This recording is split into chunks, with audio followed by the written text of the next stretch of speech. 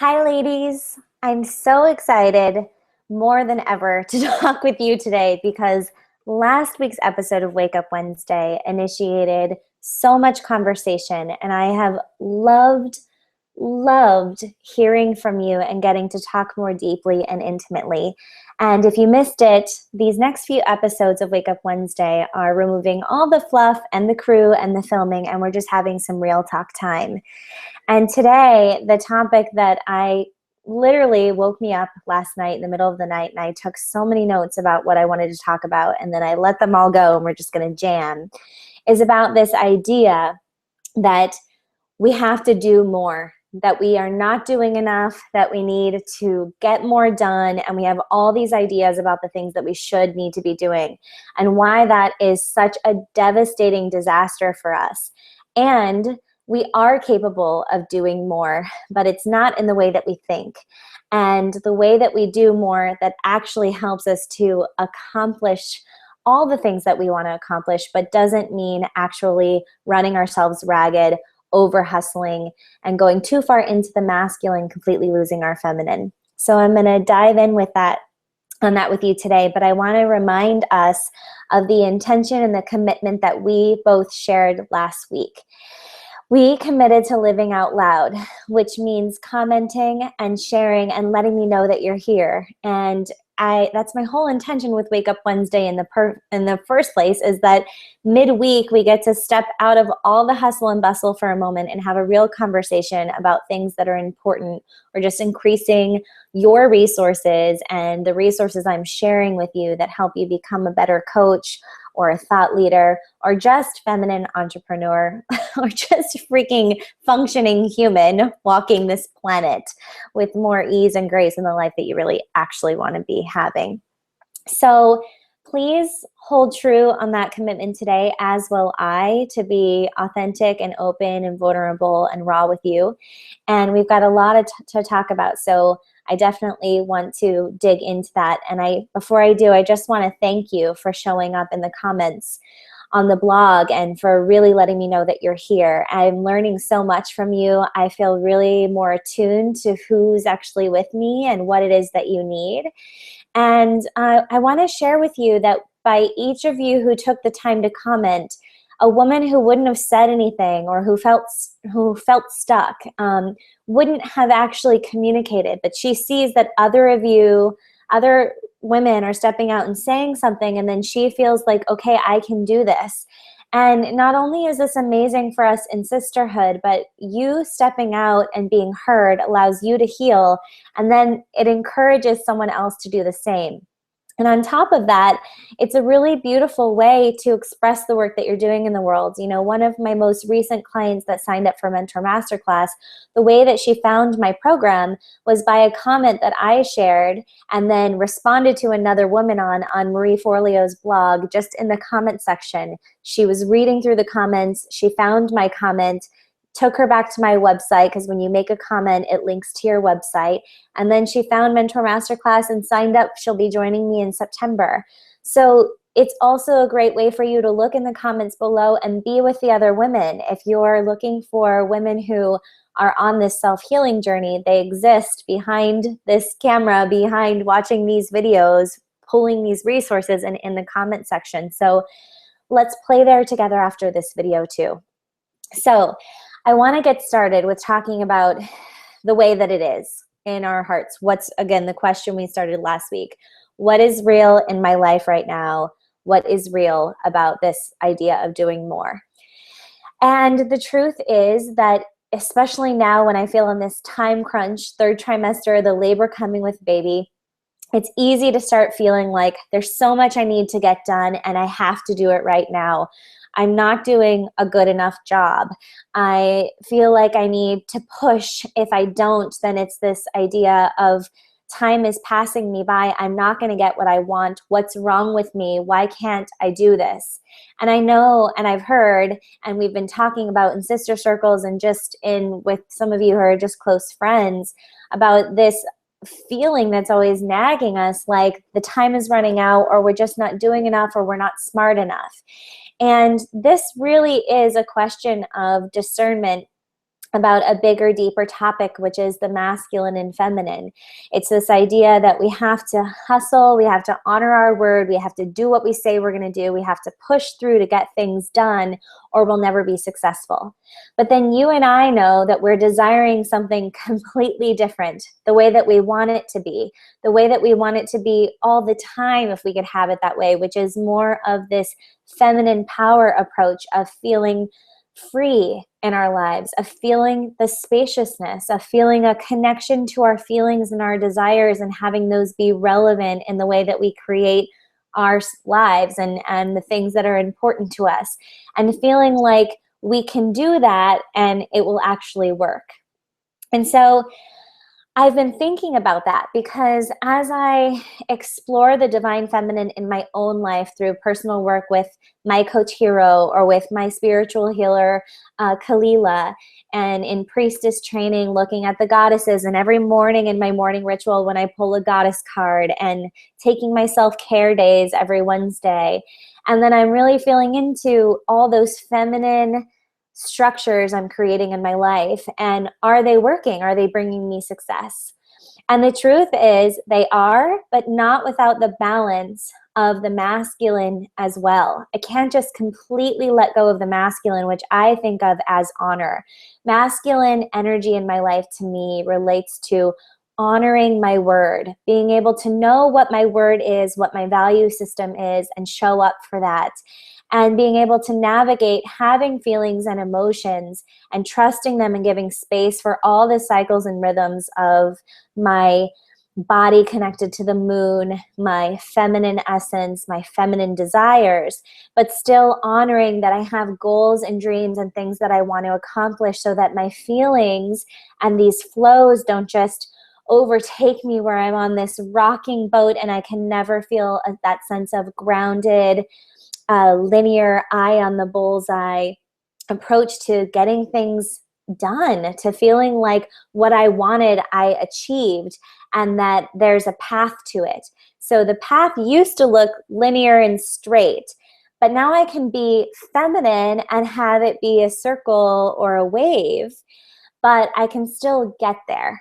And it takes a merging of the masculine and feminine. So I want to share a metaphor with you that will really help to drive this home, so that you can think about that thing you're trying to accomplish. You know, if you're trying to leave your job and have your business be full-time, and you want that full-time business to be a business that allows spaciousness and flow and freedom in your life, like I've been talking about having created, like I've been talking about fearing what will happen when I have the baby, to be able to keep that, I know that you want that too, and we're all at different spaces in that journey to getting it. So I want to share a metaphor with you about how you can look at this, and then how you can approach it so that you can actually accomplish all the things that you want to accomplish without actually having to do more, and how you can accomplish all the things that you want to accomplish without either being completely masculine or losing track and letting go of some of those deeper desires by being too lost in the flow and your emotional roller coaster. So the metaphor is this. Basically, we have planes in flight in our life, and there are so many planes up in the air, and these planes are driving toward a destination. We have an idea of an airport that we want to land upon, and that airport is like our value system, and it's like the place that the feeling that we want, or the thing that we want to have in our life. And priorities are really about imagining what are the planes that we're engaged in, that we are in the pilot seat on. So they're not just auto flying at a slow pace, but we're consciously in that plane looking around the navigation system and figuring out, is there a shortcut to my destination? Can I put my foot on the gas? Am I looking at my surroundings, making sure nothing is going to knock this plane out of the air? And these planes are things, there's so many of them. They're already that we just naturally have to take care of. There's our body plane, you know, feeding ourselves, our health. There's our relationship plane, falling in love or being in partnership with our husbands, or finding true love, communicating with our families, all, you know, that relationship flight. And there's probably different planes headed on to different airports when it comes to relationships too.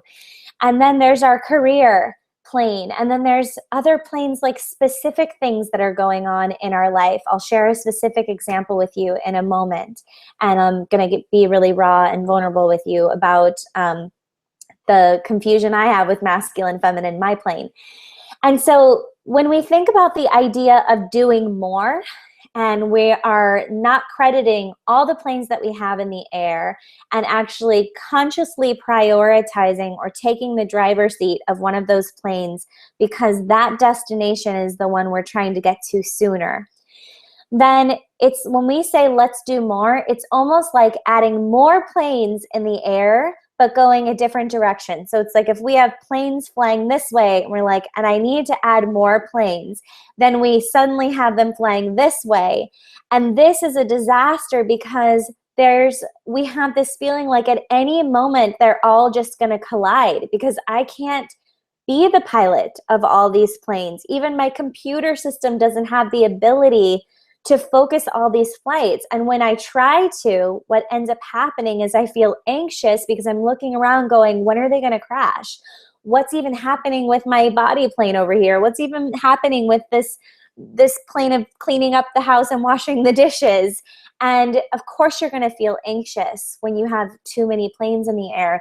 And what we risk is the fact that they will hit each other and completely collide. And the balance of the masculine and feminine is really about honoring our devotion. So feminine is devotion, and we have this way that we want it to be, right? We want it to feel spacious and free and be able to have a grasp of what's going on in our life and be able to be in the moment, be able to be in the driver's seat and feel that connection to what we're doing in our life and that it's coming with ease. And in order to do that, you have to make the space in your life to prioritize. If you keep avoiding that, you're going to feel anxious and you're not going to get anything done, and none of the flights are actually going to land. But if you actually take the time to consciously decide which plane has the top priority right now, what is the destination or the vacation that you're taking this year? Sure, there's many places you want to land, many things you want to see and do. But if you are spreading yourself between all those planes, they're going to be going at a slower pace, and some of them may never reach the airport. But if you can take the space in your life to decide which is the one I'm devoted to right now, basically this is a way of looking at your priorities and your value system in your life, your bucket list. Which is the plane that I want to land? You can sit yourself very peacefully in the driver's seat, use your resources and your navigation panel and speed that plane up, and you actually have a chance of landing it at its destination. And once you're there, it becomes just a part of your life and your experience, and it's no longer a plane you have to consciously fly. It will have happened. It will be in creation, in existence. Then you can go focus on another flight that you'd like to land. And the truth is, if we don't prioritize, if we don't make this space in our life, none of the planes ever land, or they end up crashing because we've done too much in a huge rubble pile on the floor with broken engines, and we feel burnt out and completely stuck, and there's no life experience happening that's at all in alignment with the life that we want to create. So I'm going to give you an example of this in my life right now. I'm noticing this week, I decided that an airport I want to go to, one of my planes that's in the air, is I desire to have creativity in my life. And though I gave up Broadway to really pursue the other plane of service and working with women and teaching coaching tools and techniques and running this life coach training program and mastermind, I still need to have conscious time to fly the plane of creativity and passion and singing and dancing. And there's another plane that I also desire, and that is my comfort level. I like to feel comfortable and peace, especially at this time when there's so much going on in my life. I'm going to birth this baby in October. You know, that's another plane happening. And so right now I'm struggling with, do I want to sit in the driver's seat of putting myself out of my comfort zone to create an experience of creativity, performing and singing and dancing on stage, which I've committed to doing this every year because I know it's a plane I want to fly. And so this show is coming up. It's 28 days away. And I haven't finished selecting my songs, putting together all the speakers. There's a bunch of celebrity coaches that are going to be speakers at this event. I bought the theater. I was in that control panel. I set myself up so that I know I would have to take action on this. And now I'm avoiding finishing my speech and finishing my creative performance because I'm struggling with the idea of wanting to be in my comfort zone, wanting to just follow my emotions, which are a little bit afraid of getting back on stage, of being 8 months pregnant and standing in front of people, of having to share really vulnerably on a live stage, of having to take singing lessons to make sure my voice is up to par, you know, having to put in this work to put on this event. And so I've been trying to find the not forcing myself to sit down and write, because that's not being creative. That's not being in my passion, but not choosing the other plane of staying in my comfort zone, which means, oh, I'm not going to write today, or I'm going to push that off, or I'm too nervous, or I don't know what I'm going to say yet. And so I'm thinking about my priorities, and my priorities, as I really think about them, is I don't want this plane to pass the airport. And now that's where I'm at, because the date is set. And the time is set. That's a trick you can use. If there's something you want to accomplish, put it in the calendar. What gets measured gets managed. I booked the theater. I booked the other speakers. I'm selling the tickets. They're live. You can buy your ticket to come see the show now. And yet I'm not prepared. So either I'm going to get on that stage and completely become an anxious wreck, and that means my plane of wanting passion and creativity and artistic expression is going to pass right by that airport and never make it, or it's going to crash and I'm not going to survive. I'm not going to have what I wanted. And so that can either happen, or I can get in the driver's seat and use the next 28 days to get on track, to honor my word, to honor my devotion to wanting to have this space in my life, and create the space to write the speech, to memorize it, to feel excited and confident so I can take the stage at the retreat confidently, so I can put together the theme of the evening and have a really powerful and exciting ending, which I have all this vision for. And so if I'm going to do that, it's going to take a balance of the masculine, feminine, and I'm going to have to jump out of that comfort plane driver's seat and jump into the driver's seat of this plane. And what happens when we do that is that we can accelerate the plane much faster. And the truth is, you'll hear this from so many successful people, that the only way to be successful is to direct your focus and concentrate your power. And the metaphor that we're using here is really this metaphor of the plane, because if we don't sit in that driver's seat and direct our focus and concentrate our power in that one area, and if we don't even know what plane we desire to be in, then we're literally we are crashing. You know, we're going to end up in that pile, or none of our planes are going to land in this lifetime, and we're always just going to be in flight. And so this is really the conversation we're having about masculine, feminine. You know, what will you do? Will you take the space to organize all the flights? I know it's hard to do. I know it's hard to think about all the things that you want and make a decision about what's most important. But if you keep avoiding it, what you're doing is making the choice to just procrastinate. And procrastination is a choice. So you're just choosing to sit idly and never get off that plane. Just imagine the longest flight that you've ever took and how exhausted that is and how much you cannot wait to get off. And all it would take is for you to make a decision about the airport you're headed toward and to get into the pilot seat behind that plane and merge honoring your word with creating spaciousness and flow to have it the way that you want it. And that really is the true balance of masculine and feminine, being present in the moment with what you feel, what you want, and how you want that whatever those feelings are bringing up, honoring them, but also honoring your word enough to do what you say you're going to do, which means making the space to get clear about your priorities and actually land that plane. And we have many planes and we have a long life. So I promise you, even if you make the decision, for me, I'm going to spend the next 28 days flying this plane.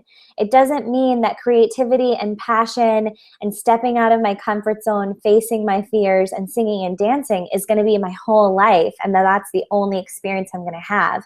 But it does mean that I need to focus all of my power and attention on that right now.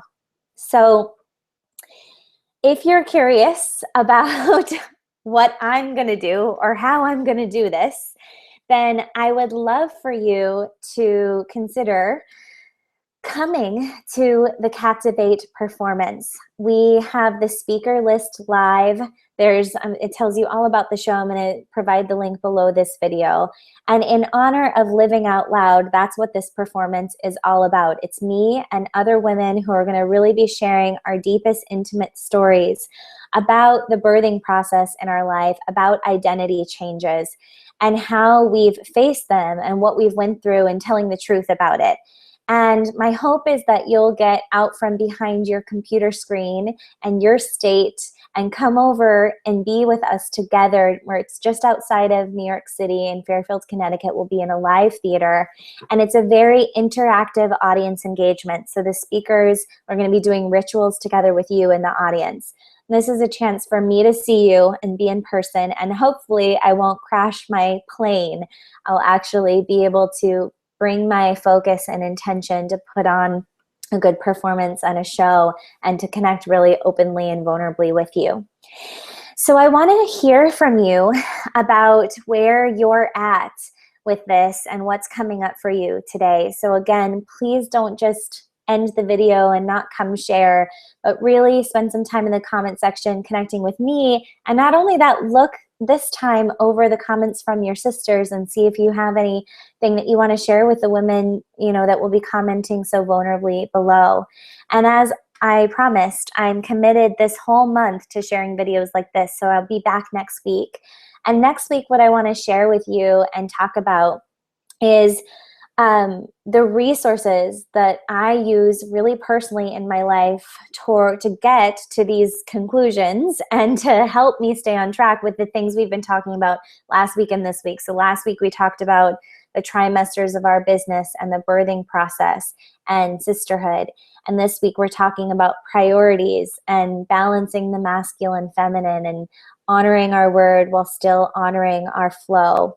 And I want to share with you some of the resources that have really helped me to learn these lessons and to work through them in my personal life, as well as the resources that I'm going to be using over the next 28 days to really keep myself focused and grounded and directing my power. So don't miss next week's episode. And again, I hope that you'll stay committed and open so that Wednesdays are a day where we get to come together and be in sisterhood. Thank you for being here and for watching. I hope that you will consider getting your ticket to come to the live show.